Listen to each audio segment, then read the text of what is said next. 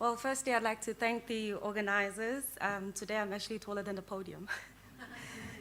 Like as introduced, my name is Nelisiwe Vundla, and I'm the Community Projects Officer at WWF in the Rhino Program.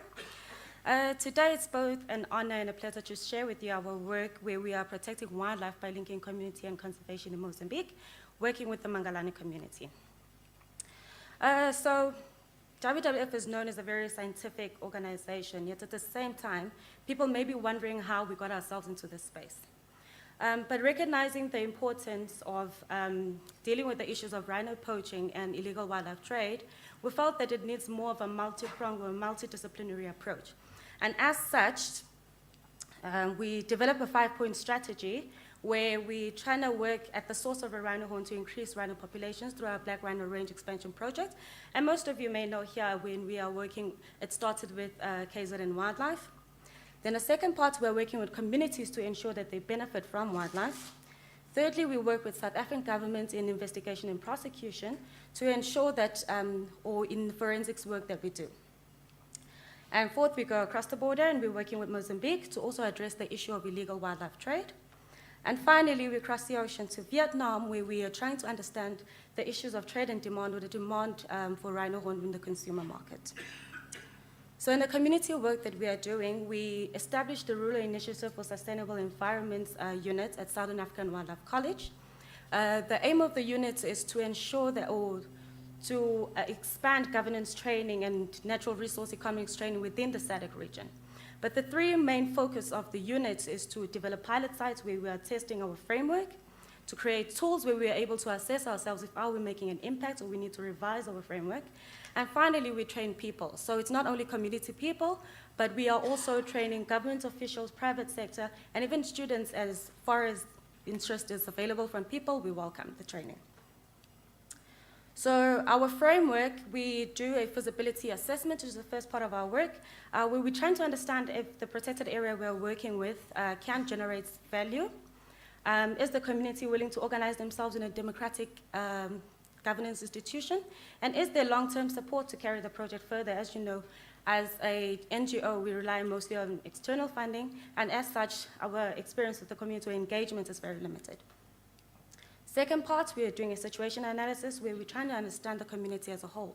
So we do a social mapping history to understand who the community are, where they come from, and how they got to the current situation. Livelihoods baseline to understand the socio-economic challenges of the community and what we're getting ourselves into. And we also do a governance dashboard survey to understand the way the community manages and governs natural resources, as well as the way they govern themselves. Then third is more of the implementation now when we are getting into the community. So we do a natural resource management training and protection with the community.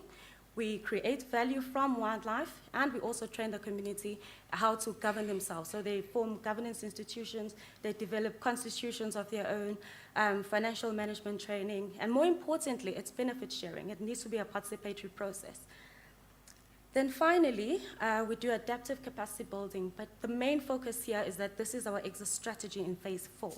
So here we're assessing the community, are they complying on the rules that and regulations that they develop, but more importantly, if the rights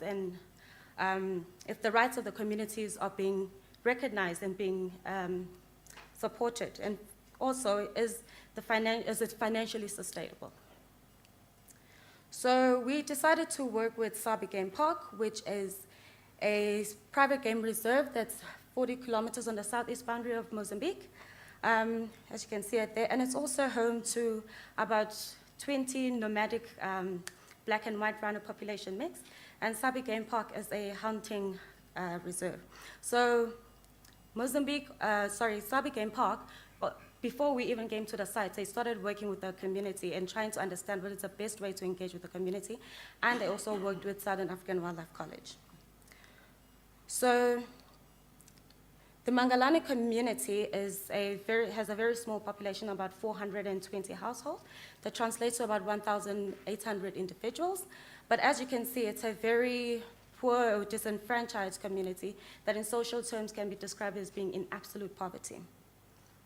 Secondly, education opportunities are very limited. The school is in one of the villages called Cotlands, and The school actually works on a shift basis, something that we actually don't see in South Africa. So there's a morning shift from 7 a.m. to 12 midday, then from 1 o'clock to 5 p.m.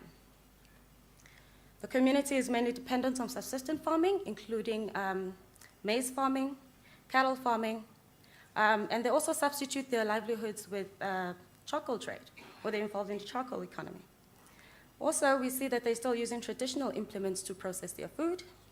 They have limited access to safe drinking water, and this entire puzzle of the Mangalana community presents a good incentive for involvement in illegal wildlife trade activities. So, as I mentioned before, Sabi Game Park started working with the community, and they did a survey to understand community attitudes towards wildlife. And so in 2013, they felt that the community didn't feel that wildlife was important in their future in any way, nor were they involved in the way the budgets were made, the way the money was spent, nor did they understand that most of the money they could have been receiving could have been coming from wildlife. But more interestingly, in Mozambique, they have the new conservation area law, which was adopted in 2014, which allows the community to benefit from wildlife. So as I mentioned earlier, Sabi Game Park is a hunting park, so they pay for a hunting license, where the money goes up straight to the government, and somehow there's a bit of filtration at the top, and only 20% of the income goes down to the community. But what is more interestingly during this phase is that the community has never received this money before, although the policy is in place to allow that. And government's argument was that there are no accountable or transparent institutions in the community to ensure equitable financial distribution. So the money never went there. So through the RISE unit that we developed, we were able to unlock the 20% value. And from the image on my far right is when we developed the financial distribution model. So thus far, the community has received 2 tranches of wildlife revenue in the form of household cash. The middle image is when they were receiving the household cash. And then the third image is when we're getting the communities to start thinking about, could they ever have a community conservancy? So as I said, it's a participatory process. So as you can see, the land use mapping is graphic, or it's done by hand. So we're trying to get them to recognize where their current infrastructure is and how would they shift or plan for the future moving forward. The second part of the work that we did is governance training of the community. The first image on the far right is the community elections. So each village has their own committees or structures that will run all the operations. And the second image on my right is when the community was building their own constitution. And also, as you can see from the board, it is not text heavy because we're also trying to accommodate those with low literacy rates. And the young lady there is Yvonne Obisi, who is the field facilitator we identified from one of the villages. She's also she's in great position to carry the project further once our project timeline has ended. Then the third aspect of our work is natural resource management. The image right at the top with a group of young gentlemen there, those are the community village police who were elected by the community. We supply them with training in anti-poaching. They also do fence patrols. But what is interesting about the fence patrol here that you need to bear in mind is that these village police, they are not rangers, so they do not do the same tasks as rangers. But more importantly, when they're doing first patrol, they're looking for animal tracks, human tracks, and that is the first phase, basically, of our human wildlife management plan, basically, going forward. And as I also showed earlier that the community is involved in the charcoal trade, there's a lot of wildfires, so we also needed to provide that training as well. Then we did our assessment again in 2016. As you can see, there's a general positive response in terms of people's attitudes, and they see that wildlife is relatively important for their future, and they're involved in the way the money was spent or what the money is going to be used for, the budgeting process. Yet in the first graph, you can see there's still almost like a 50-50 disagreement in wildlife being important for their future. But what this actually means is that not that they don't see it as being important, but there's other issues that need to be addressed, such as human-wildlife conflict. So that is a strategy that we need to put in place moving forward. But obviously, at the same time, attitudes towards wildlife or natural resources can be very biased. Obviously, when people benefit something, they'll say, yay, it's good. But we also did an assessment of the incursions in 2016. As you can see, the incursions in 2015 were actually quite high, and there's a significant decline coming through into 2016. The areas that are blank, they're not missing data, but there was 0 incursions. But we also acknowledge that this decline in the number of incursions can be attributed to a number of efforts and factors on the ground, including our village police.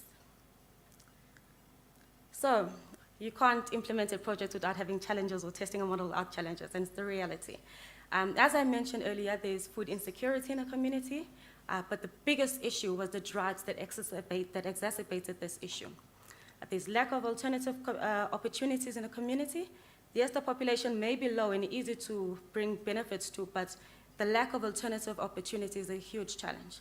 The 20% wildlife revenue that we are receiving is a good benefit, but there is a need, if we want to improve livelihoods, which is more important, we need the community to start getting their own hunting quota, where they get 100% of the revenue, so to make a significant contribution to the livelihoods. And then in turn, the fourth part, militarization and community. There needs to be a balance in these efforts. So over the years, yes, we've been investing a lot in military, and we've been successful in certain parts and a bit of a lag somewhere. But here's an example where communities are actually part and parcel of anti-poaching activities, and there needs to be a balance of these efforts moving forward. Some of the key lessons. It may seem like general knowledge that when you walk into communities, you need to observe local authority and protocols and cultures, but it seems not to happen in certain cases, so it's important to always stress the importance of this. Community empowerment is key. It's not necessarily taking a superficial approach where we are going to build schools, build clinics. The communities did not ask for that. Let them be the drivers of this conservation efforts. Practitioners must deliver on their promises. As you saw from our first phase, is that we do an assessment if can we deliver to the community. You need to know that for yourself. And be honest with the community as to not to raise unnecessary expectations. There's a need for regional collaboration. Yes, we're imparting governance skills, but there's still a broader need within the SADC region for us to start working together, for us to ensure that we have more robust outcomes in the work that we are doing. But more importantly, this is a Mozambique example. Is there lessons here for South Africa to take home? Thank you.